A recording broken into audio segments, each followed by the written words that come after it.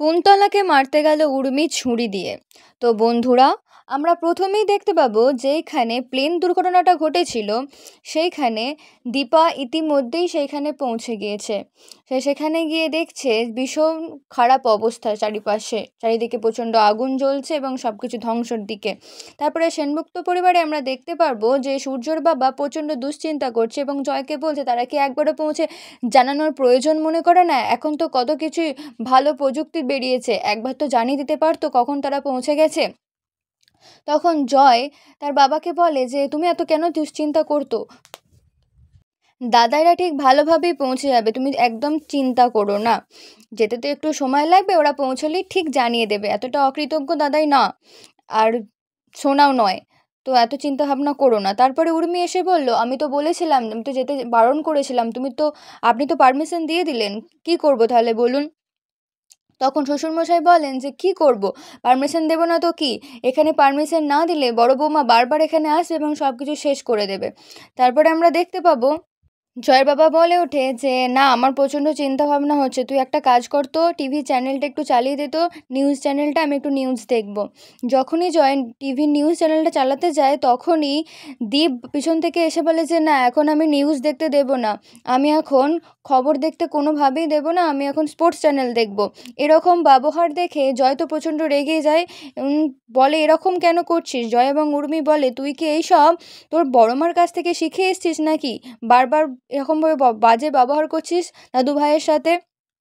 তখন সে বলে যে না, আমি এখন নিউজ চ্যানেল কোনোভাবেই দেখতে দেবো না, আর এইসব লক্ষ্য করছ পিছন থেকে লাবণ্য। আর দীপ তখনও বারবার বলতে থাকে যে না, আমি নিউজ চ্যানেল দেখতে দেবো না, আমি স্পোর্টস চ্যানেল দেখবো, কেন তোমরা এরকম বাধা দিচ্ছ কেন। তখন শ্বশুরমশাই বলে উঠেছে থাক না, দেখুক না, কিন্তু না, জোর জবরদস্তিতে তখন জয় এবং উর্মি তার হাত থেকে রিমোটটা নিয়ে নেয় এবং নিউজ চ্যানেলটা চালিয়ে দেয়। তারপরে নিউজ চ্যানেলে সেই ঘটনাটা দেখানো হয় প্লেন ক্র্যাশ করে সমস্ত যাত্রীরা মারা গেছে সেখানকার। সেটা দেখে প্রচণ্ড ভয় পেয়ে যায় জয়, তখন প্লেনের নাম করার পর বুঝতে পারে যে এটা তো দাদাইদের প্লেনটাই।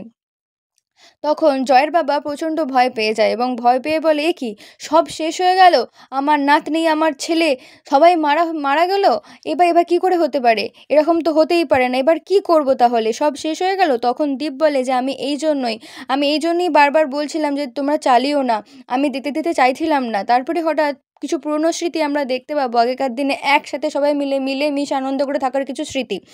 এই সব কিছু লাবণ্য দেখে কেঁদেই ফেলছিল।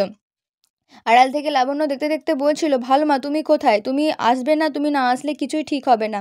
তারপর দীপাকে আমরা দেখতে পাই সেইখানে জোর করে সে ঢোকার চেষ্টা করছে, কিন্তু পুলিশরা তাকে কোনোভাবেই ঢুকতে দিতে চাইছে না। তারা বারবার বলছে আপনি এভাবে ঢুকতে পারেন না, আমরা সবাইকে এখানে অ্যালাউ করছি না, প্লিজ আপনি যাবেন না। তখন দীপা বলে ঠিক আছে, আমি এখানেই দাঁড়িয়ে থাকছি, আপনারা প্লিজ তাড়াতাড়ি একটু খুঁজে দিন, ওখানে আমার স্বামী এবং আমার মেয়ে রয়েছে, আমি তাদের উদ্ধার করতে চাই, এভাবে আমাকে আটকাবেন না, যেতে দিন না, যাই আমি একটু। তারপর আমরা সেনগুপ্ত পরিবারে দেখতে পাবো সেই দুর্ঘটনার কথা এবং তারা সবাই মিলে অত্যন্ত ভেঙে পড়েছে এই দুর্ঘটনার কথাটা দেখে এবং শুনে। এই সমস্ত কিছু দেখে ইতিমধ্যেই সূর্যর বাবা হঠাৎই অসুস্থ বোধ করে, সে মাটিতে পড়ে যায়। সে বলে লাবণ্য, তুমি এটা কি করলে লাবণ্য, তুমি এভাবে না স্বার্থপরের মতো আমাকে একা রেখে চলে গেলে এই সব কিছু দেখার জন্য, তুমি সত্যিই স্বার্থপর, প্রচণ্ড স্বার্থপর। তখন লাবণ্য আড়াল থেকে বলে ভালো মা, তুমি থাকতে কোনো কারোর ক্ষতি হতে পারে না, ভালো বাবার কোনো রকম কোনো ক্ষতি হতে পারে না। হঠাৎই লাবণ্য দেখতে পায় যে দীপাকে টিভিতে দেখা যাচ্ছে। তখন লাবণ্য ড্রয়িং রুমে এসে বলে দেখো, ওইখানে দেখা যাচ্ছে, ভালো মাকে দেখা যাচ্ছে, ভালো করে তাকাও। তখন সবাই মিলে টিভির দিকে তাকায় এবং দেখে হ্যাঁ, সত্যিই দীপাকে দেখা যাচ্ছে। দীপা এখানে সবার মাঝে রয়েছে এবং কান্নাকাটি করছে এবং সবাই তাকে ঘিরে রয়েছে। দীপা কি করবে বুঝতে পারছে না, সেখানে সবাই মিলে টিভিতে সেটা দেখতে পায়। তারা সকলেই দেখতে পায় দীপা কীভাবে ভেঙে পড়েছে এরকম অসুস্থ অবস্থায়, অসহায় অবস্থায়। তখন সে কি করবে কিছু বুঝতে পারছিল না। এই সময় সূর্যর বাবা প্রচণ্ড ভেঙে পড়ে এবং বলে এটা এভাবে হতে পারে না, চল সবাই মিলে ওইখানে যাই, ওখানে বড় বৌমা আছে, বড় বৌমা থাকতে কিছু হতে পারে না, ও সবাইকে ঠিক ফিরিয়ে নিয়ে আসবে। তখন সবাই মিলে বাড়ি থেকে বেরিয়ে যায় সেইখানে প্লেন ক্র্যাশ যেখানে দুর্ঘটনা হয়েছে সেইখানে দেখার জন্য। তারপরেই আমরা দেখতে পারবো দীপা জোর করে সেখানে ঢোকার বন্দোবস্ত করছে। এভাবে সে বাইরে একা একা থাকতে পারছে না। তারপর সে যা হোক করে একটু বুদ্ধি খাটিয়ে ভেতরে ঢুকে পড়ে। ভেতরে ঢোকার পর সবাইকে দেখে প্রচণ্ড ঘাবড়ে যায়। সে চিৎকার করে করে ডাকতে শুরু করে, ডাক্তারবাবু সোনা তোমরা কোথায়?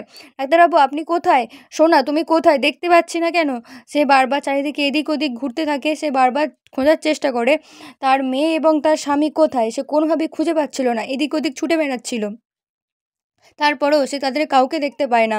তারপর সে ছুটে ছুটে বেড়ায়। তারপরে হঠাৎই কাঁদতে কাঁদতে একটা জায়গায় দাঁড়ায়, ভাবে সেটা তার মেয়ে। কিন্তু দেখে যে না, সেটা তো তার মেয়ে নয়। সে তখন আবারও ভয় পেয়ে যায়, তাহলে কি তার স্বামী এবং তার মেয়ে দুজনের মধ্যে কেউই বেঁচে নেই? এতটাই অভাগা সে, তার নিজের স্বামীকে এবং তার মেয়েকে সে বাঁচাতে পারবে না। তারপর সে কি করবে না করবে কিছুতেই বুঝতে পারছিল না। এদিক ওদিক করে ঘুরে বেড়াচ্ছিল শুধু, কিন্তু শুধু জ্বলন্ত আগুন ছাড়া তারা কিছুই দেখতে পাচ্ছিল না। তারপর হঠাৎ সে কাঁদতে শুরু করে দেয়। কাঁদতে কাঁদতে হঠাৎ তার চোখ যায় তার মেয়ে সোনার দিকে। সে দেখতে পায় সোনাকে নিয়ে যাচ্ছে কোথায় যেন একটা। সে সেইখানে দেখে সোনা সেখানে শুয়ে আছে এবং তাকে নিয়ে যাওয়া হচ্ছে। তারা কয়েকটা লোক মিলে সোনাকে কোথায় যেন একটা নিয়ে যাচ্ছে। সেখানে যায় ছুটে দীপা। দীপা যেয়ে জিজ্ঞাসা করে, আপনারা কোথায় নিয়ে যাচ্ছেন? আমি ওর মা হই, এটা আমার মেয়ে। তখন তারা বলে, আমরা হাসপাতালে নিয়ে যাচ্ছি। তারপর হসপিটালে নিয়ে যাওয়া হয় অ্যাম্বুলেন্সে করে। সেখানে গিয়ে সবাই মিলে চলে আসে সোনাকে দেখার জন্য। সবাই সোনাকে এসে জিজ্ঞাসা করে, প্রথমত দীপাও জিজ্ঞাসা করে, তুমি এখানে আছো, তোমার বাবা কোথায়? আমার ডাক্তারবাবু কোথায়? সোনা বলো, তোমার বাবা কোথায়? দেখতে পাচ্ছি না তো তাকে। কোথায় আছে তোমার আমার ডাক্তারবাবু কোথায় আছে? তোমার বাবা কোথায়? সে কিছু জবাব দিতে পারে না। সে শুধু শুয়ে থাকে এবং মনে মনে বলতে থাকে, শুধু বিড়বিড় করতে থাকে যে বাবা, বাবা আর বাবা, আর কোনো কিছুই তারা বলতে পারে না। ইতিমধ্যে সেনগুপ্ত পরিবারের সবাই মিলে সেইখানে এসে উপস্থিত হয়। এখানে এসে দেখে যে সোনা এভাবে শুয়ে আছে। সোনাকে এরকম অবস্থায় দেখে তারা খুব ভয় পেয়ে যায়। তারাও এসে একই প্রশ্ন জিজ্ঞাসা করে যে সূর্য কোথায়? সূর্যকে দেখতে পাচ্ছি না, সূর্য কোথায়? সোনা তুমি তো তোমার বাবার সাথেই ছিলে, তাহলে বলো সোনা, সূর্য কোথায়? সূর্যকে তো আমরা কোথাও দেখতে পাচ্ছি না। তখনও সোনা কোনো উত্তর দিতে পারে না, সে বলতে পারে না। একটা ট্রমার মধ্যে চলে গিয়েছিল। তারপরে দীপা একজন ডাক্তারকে জিজ্ঞাসা করে যে এখানে কি সূর্য সেনগুপ্ত বলে কাউকে অ্যাডমিট করা হয়েছে? এখানে কি সূর্য সেনগুপ্ত বলে কেউ আছেন? তারপরে সবাই খোঁজাখুঁজি করে, কিন্তু ডাক্তারবাবু একটা কথাই বলেন যে না, এখানে সূর্য সেনগুপ্ত বলে কেউ নেই। এখানে যতজন এসেছিল এখানের মধ্যে কেউ সূর্য সেনগুপ্ত কেউ বলে কেউ অ্যাডমিট হয়নি। তারা সকলেই এখানে সূর্য সেনগুপ্ত কেউ নয়, তারা সকলেই অন্য কেউ। তারপরে হঠাৎই দীপার মনে পড়ে তার ডাক্তারবাবুর সাথে কাটানো কিছু মুহূর্ত, কাটানো কিছু স্মৃতি। তারপরে দীপা কাঁদতে কাঁদতে হতাশা হয়ে রাধা মাধবের কাছে যায় এবং রাধা মাধবের কাছে প্রশ্ন করে, ভগবান তুমি তো আমার কাছে বারে বারেই আমার ডাক্তারবাবুকে ফিরিয়ে দিয়েছো, কিন্তু এবারে কেন দিচ্ছ না? দয়া করে আমার ডাক্তারবাবুকে আমার কাছে ফিরিয়ে দাও প্রভু, আমার কাছে ফিরিয়ে দাও। তারপরে আমরা দেখতে পাবো একটা গ্রামের দৃশ্য। সেইখানে আমরা দেখতে পাবো একটা জলের ওপরে কেউ একজন ভেসে আছে পিছন দিকে, কিন্তু আমরা বুঝতে পারবো না সেই ব্যক্তিটা কে। তারপরে কয়েকটা বাচ্চা ছেলে সেখানে এসে উপস্থিত হয়ে দেখে খেলতে খেলতে যে জলের ওপরে কেউ যেন একটা ভেসে আছে, কিন্তু তারা বুঝতে পারে না। তারা অবাক হয়ে যাকে থাকে দেখে। তারপরে হঠাৎ কিছু একটা লোক এসে কয়েকটা লোক এসে তাদেরকে বলে, তোমরা এত রাতে কি করছো বাচ্চারা? এখানে এত রাতে থাকতে নেই। তারপরে সেই বাচ্চাগুলো হঠাৎই দেখে তাদেরকে বলে, ওই দেখো ওইখানে কেউ যেন একটা ভেসে আছে, ভালো করে দেখো কেউ যেন একটা ভেসে। তারপর লোকগুলো খেয়াল করে যে হ্যাঁ সত্যিই তো কেউ একজন ভেসে আছে।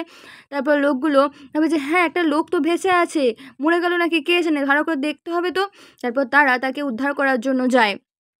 আমরা তখনও বুঝতে পারি না সে ব্যক্তিটা আসলে কে। অন্যদিকে দীপা ভগবানের কাছে, রাধা গোবিন্দের কাছে বারবার চাইতে থাকে, ভগবান তুমি আমার স্বামীকে আমার কাছে ফিরিয়ে দাও, আমার শীতের সিঁদুরকে তুমি আমার কাছে ফিরিয়ে দাও। তারপরে আমরা দেখতে পাই সেই সমস্ত লোকেরা সেই লোকটিকে কোথাও যেন একটা নিয়ে গেছে এবং বিভিন্ন জড়িবুটির দ্বারা তাকে সুস্থ করার চেষ্টা করছে। একটা গ্রামের বৈদ্যই তার চিকিৎসা করছে। তারপরে আমরা ভালো করে লক্ষ্য করলে দেখতে পাবো বন্ধুরা যে সেই লোকটি আর কেউ নয়, আমাদের সূর্য। আমাদের দীপার ভালোবাসা এবং শীতের সিঁদুরের জোরে আমাদের সূর্য আমাদের কাছে আবারও ফিরে এসছে, কিন্তু তখনও পুরোপুরিভাবে সুস্থ নয়। তারপরে আমরা দীপাকে দেখতে পাবো তার স্বামীর জন্য প্রার্থনা করতে। তারপরে সেই গ্রামের বৈদ্যটি বিভিন্ন জড়িবুটির দ্বারা তার প্রলেপ দিয়ে বিভিন্ন রকম রোগ সারানোর চেষ্টা করছে, কিন্তু দীপা তখনও ভগবানের কাছে চেয়ে যাচ্ছে যে আপনি তো আমার কাছে আমার মেয়েকে ফিরিয়ে দিয়েছেন, তাহলে আমার স্বামীকে কেন ফিরিয়ে দিচ্ছেন না? দয়া করে আমার শীতের সিঁদুর অক্ষয় করুন, ফিরিয়ে দিন আমার কাছে। আমার সন্তানকে যেমন ফিরিয়ে দিয়েছেন আমার স্বামীকেও ফিরিয়ে দিন। তারপরে পিছন থেকে এসে রূপা এসে বলে, মা তোমাকে সোনা ডাকছে, তাড়াতাড়ি চলো, এক্ষুনি সোনা তোমাকে ডাকছে। দীপা তো হঠাৎ ভাবে যে আমাকে সোনা ডাকছে। তারপরে অন্যদিকে আমরা দেখতে পাবো কুন্তলা প্রচণ্ড আনন্দিত হচ্ছে সেই ভিডিওটা দেখে যে প্লেন ক্র্যাশ হয়ে সবাই মারা গিয়েছে। সে ভেবেই নিয়েছে সূর্য হয়তো মারাই গিয়েছে। সে প্রচণ্ড খুশি হয়ে যায় এবং আনন্দে আত্মহারা হয়ে যায়। সে আনন্দে নাচতে শুরু করে, নাচতে নাচতে সে গান করতেও শুরু করে। সে চারিদিকে শুধু খুশি খুশি আর খুশিই দেখে। সে ধ্বংস চেয়েছিল সেনগুপ্ত বাড়ির ধ্বংস শুরু হয়ে গেছে।